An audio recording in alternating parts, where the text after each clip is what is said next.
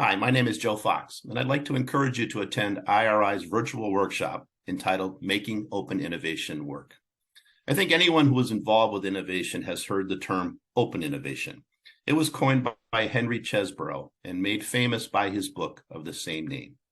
If you or your company is struggling with how to be open to open innovation, this workshop is meant for you.